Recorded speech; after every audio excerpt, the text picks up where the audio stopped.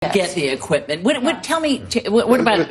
These tapes break my heart, and it's awful. There's a terrible humanitarian crisis going on in Syria.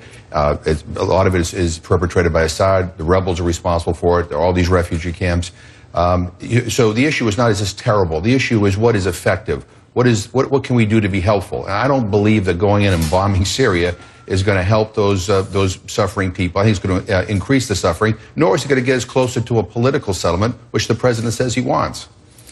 I have 31 grandchildren. Seeing pictures of those children lying there dead is heartrending. There's no question about that.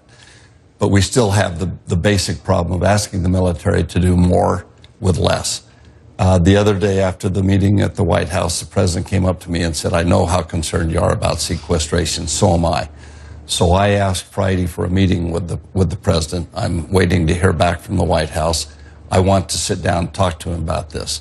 I cannot guarantee that we can get votes for it, but I know that a lot of people have the same concerns that I do, and if we can fix this, it may help some people in their vote. Still, it seems, and all of you have expressed this concern, but it seems like there is one issue and then there is the other. Are you willing to vote against the president if he won't agree to somehow rejuvenate the military by dealing with the budget cuts? And Candy, it's leadership. It is a lack of leadership on the president's part. In my district, Friday, 1,020 contacts into our district. Only 3 were for action in Syria. The president has not made his case. He has not defined the mission, and there is not the support from the American people. Could he make his case for the 3 of you? Could he make is there something he could say? To me, this is not about rejuvenating the military. I want to fix sequestration, too. I mean, the point is whether or not what he's proposing is the right thing to do, whether it's the effective thing to do.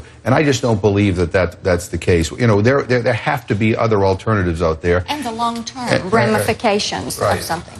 I don't look at it as a vote against the president. I look at it as a vote for our men and women in uniform who keep being asked to do more with less. And if I could just, if I were the president, I would withdraw my request for the authorization at this particular point. I don't believe the support is there in Congress. I think people view war as a last resort, and I don't think people think that we're at that point. So I would step back a little bit. We have some other issues we've got to deal with in Congress, domestic and international. But I think at this point, if I were asking me for my advice, I'd say withdraw the authorization at this point. The uncertainty, the hesitancy has not served them well. So really quickly, is there anything the president could say that would convince you to say yes on this, other than on the defense budget? Fix sequestration. Sequester. Yeah, he has to convince me that this was effective and this was the right thing to do. I'm not there. Can't be convinced. All right. Thank you all so very much. I appreciate your being here.